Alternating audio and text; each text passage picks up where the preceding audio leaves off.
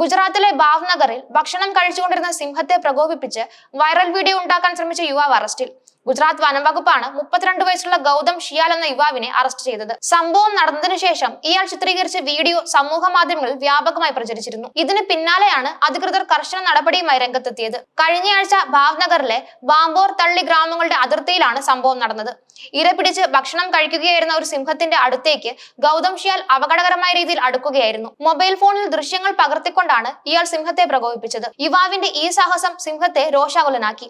ഇയാൾക്ക് നേരെ സിംഹം പാഞ്ഞെടുക്കുന്ന ദൃശ്യങ്ങളും വീഡിയോയിലുണ്ട്. ഈ സമയം സ്ഥലത്തുണ്ടായിരുന്ന നാട്ടുകാരും വീഡിയോ ചിത്രീകരിച്ചവരും ബഹളം വെച്ചതുകൊണ്ടാണ് വലിയൊരു ദുരന്തം ഒഴിവായതെന്ന് അധികൃതർ അറിയിച്ചു. സിംഹം തിരികെ കാട്ടിലേക്ക് പോവുകയായിരുന്നു. സോഷ്യൽ മീഡിയയിൽ വൈറലായ ഈ വീഡിയോ വനം വകുപ്പിന്റെ ശ്രദ്ധയിൽപ്പെട്ടതോടെയാണ് അന്വേഷണം ആരംഭിച്ചത്. സംഭവത്തിൽ Shetrunji assistant forest conservator the Indian എക്സ്പ്രസിനോട് പ്രതികരിച്ചു. വന്യജീവികളെ അപകടകരമായി പ്രകോപിപ്പിക്കുന്നത് ഗുരുതരമായ കുറ്റമാണെന്നും ഇതിനെതിരെ കർശനമായ നിയമ നടപടി സ്വീകരിക്കണമെന്നും അദ്ദേഹം വ്യക്തമാക്കി. വന്യജീവി സംരക്ഷണ നിയമപ്രകാരം ഗൗതം ഷിയാലിനെ അറസ്റ്റ് ചെയ്ത് കോടതിയിൽ ഹാജരാക്കി. കോടതി ഇയാൾക്ക് ജാമ്യം നിഷേധിക്കുകയും ജയിലിലേക്ക് അയക്കുകയും ചെയ്തു. ഒരു കർഷകനും കന്നുകാലി വളർത്തുന്നയാളുമാണ് ഗൗതം ഷിയാൽ. ഇയാൾക്കെതിരെ ചുമത്തിയിട്ടുള്ള കുറ്റങ്ങൾ തെളിഞ്ഞാൽ 7 വർഷം വരെ തടവ് ശിക്ഷയും 25,000 രൂപ പിഴയും ലഭിക്കാവുന്നതാണ്.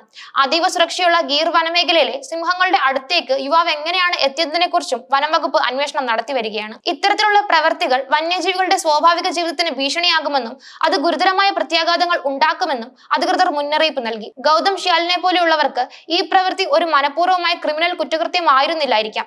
വന്യജീവികളെ കാണാനുള്ള ആകാംക്ഷയും ഒരുപക്ഷെ അവയുടെ ശക്തിയെക്കുറിച്ചുള്ള ധാരണക്കുറവുമാകാം ഇത്തരം ഒരു പ്രവൃത്തിയിലേക്ക് നയിച്ചത്. സോഷ്യൽ മീഡിയയുടെ ഈ കാലഘട്ടത്തിൽ വേഗത്തിൽ പ്രശസ്തനാവാനുള്ള ആഗ്രഹം പലരെയും ഇത്തരം സാഹസങ്ങൾക്ക് പ്രേരിപ്പിക്കുന്നുണ്ട്. ഒരുപക്ഷെ സിംഹത്തെ പ്രകോപിപ്പിക്കുക എന്നതിലുപരി സിംഹത്തിനൊപ്പമുള്ള ഒരു അസാധാരണ വീഡിയോ ചിത്രീകരിക്കുക എന്ന ലളിതമായ ആഗ്രഹം മാത്രമായിരിക്കാം ഗൗതമിനുണ്ടായിരുന്നത്. തന്റെ പ്രവൃത്തിയുടെ ഭവിഷ്യത്തുകളെ കുറിച്ച് ഇയാൾ ബോധവാനായിരുന്നില്ല എന്ന് വേണം കരുതാൻ.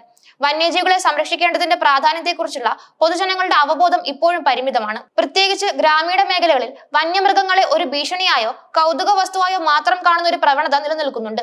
ഈ സാഹചര്യത്തിൽ ഗൗതമിന്റെ പ്രവൃത്തി ഒരു വ്യക്തിയുടെ തെറ്റായ തീരുമാനമായി മാത്രം കാണാതെ സമൂഹത്തിന്റെ മൊത്തത്തിലുള്ള അറിവില്ലായ്മയുടെ പ്രതിഫലനമായി കണക്കാക്കാവുന്നതാണ്. ഗൗതം ഷിയാലിന്റെ ഈ പ്രവൃത്തി വ്യക്തിപരമായ തലത്തിൽ മാത്രമല്ല സമൂഹത്തിലും വനമേഖലയിലും വലിയ പ്രത്യാഘാതങ്ങൾ സൃഷ്ടിക്കുന്നുണ്ട്.